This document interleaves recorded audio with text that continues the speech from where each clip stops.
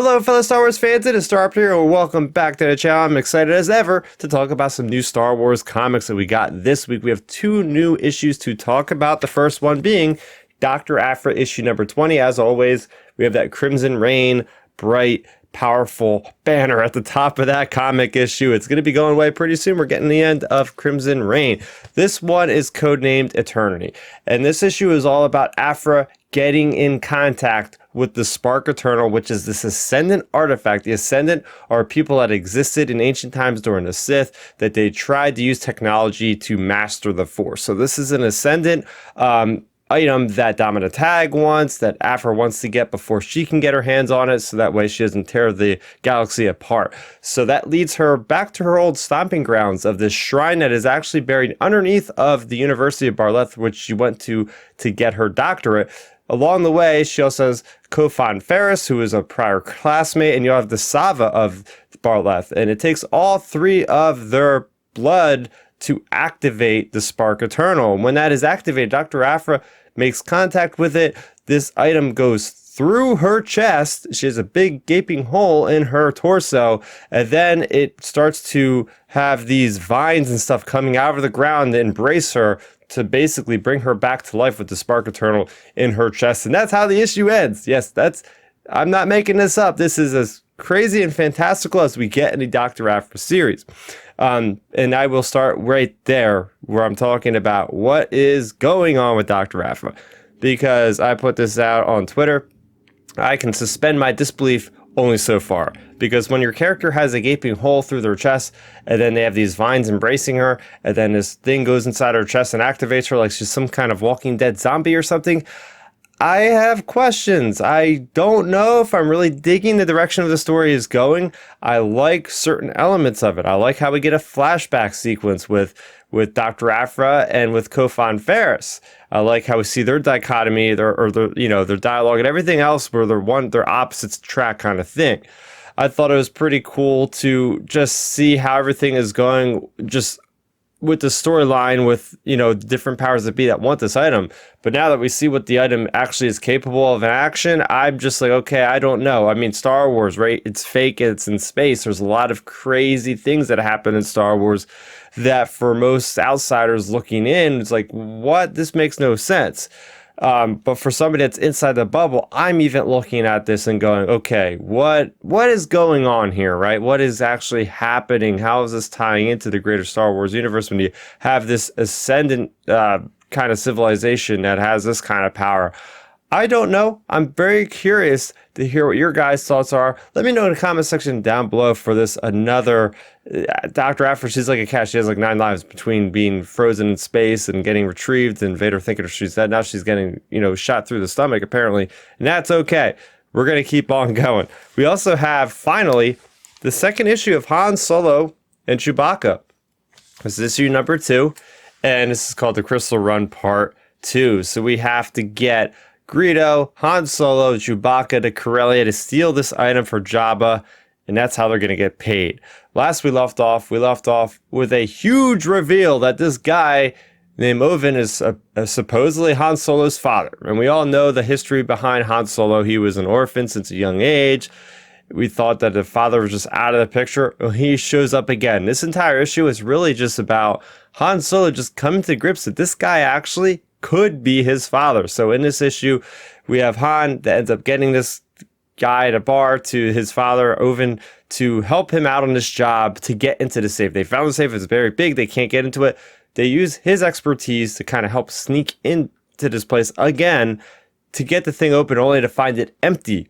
And when they find it empty, then they are surrounded by the rest of security personnel, and that's how this issue ends, with all of them in disguise. How is Han Solo going to talk his way out of this one? This issue does have that spirit of Han Solo, which is, I'm going to make it up as I get to it. You know what I mean? He never really has. Han Solo doesn't really have a plan. He likes to improvise a lot.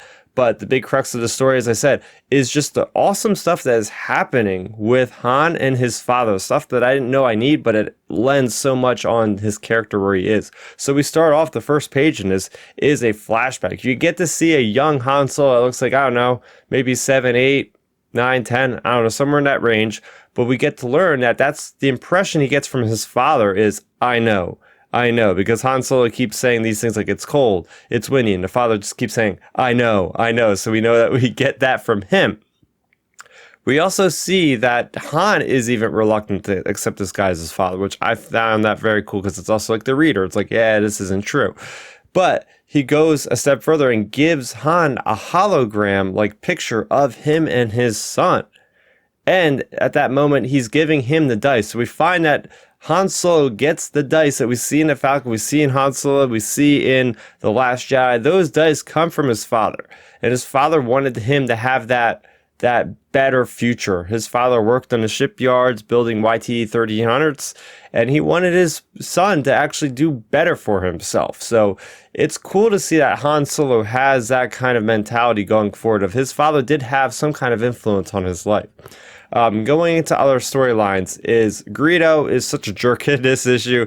It really makes sense that Han just really finds this guy like a tick in his side after a while. So that's pretty neat there. We also get this little storyline with this different kind of Marshal Buck Vancto. He is going after Han Solo for Han Solo making his name known once again for botching this job. And now he's like the police kind of guy, almost like a bounty hunter. He shows up to Tatooine, talks to Bib Fortuna, and sheds a little bit of light on Bib Fortuna. He kind of gives him a backhanded threat like, hey, if you don't tell me where Han Solo is, I'm going to bring up the whole business that we had on Ryloth, and you're going to get sent back there. So that's the first kind of hint, I believe, in canon that Bib Fortuna has some kind of history, which I find it very, very cool and very exciting there. So overall, I really like this issue. I hope we don't have to wait 2 months to get the next one, but hey, between this and the Halcyon Legacy miniseries, it just seems like, I guess, that there's a lot of pipeline issues with these comics going forward, but it's okay, because as long as we get quality issues like this one in the first issue, I don't really mind waiting as long as we keep up with that kind of momentum and whatnot. And I do think there's going to be Kira appearing later on, maybe even in issue number 3 coming up, whenever that is. So there you have it. We got a big reveal. This guy definitely looks like he is Han's father. What do you think about that? Let me know in the comment section down below. For more on the channel, I just put up my review of Obi-Wan Kenobi and Anakin Skywalker adventure after the Attack of the Clones called Star Wars Brotherhood by Mike Chen. Spoiler alert, I really liked the book. So go ahead and check out that review. I will be going to Star Wars Celebration next week, so I'm not sure what the content I'm creating is going to be coming out of that experience, but you could be sure that, you know, if you stick to Twitter, I might have some things, some thoughts. Who knows how that's going to look, but I'm just letting you guys know, lots of news coming out next week. Make sure you're ready for that. But before we get to that date next week, we do have another episode of Outer Transmissions, my podcast with my buddies Milton and Ben, coming up this Friday at 9 o'clock Eastern. Be there or be square, because really it's fun hanging out with us, getting involved in the chat. We love to see all that participation, but you can also download and listen to it after the fact at Outer Rim Transmission on all your favorite podcasts, streaming services, and whatnot. Well, that's gonna do it for me, Starrapter. Thank you so much for watching, and may the Force be with you always. Thanks for checking out the video. Please hit that thumbs up symbol. It helps me know that I'm making content that you guys enjoy. And if you enjoyed this video, I also include 2 videos down below you guys should check out. And please consider subscribing to this channel. It helps support me, and it notifies you guys of when I get new videos up on the channel. You can also contact me on Twitter, Facebook, and Instagram at Starrapter.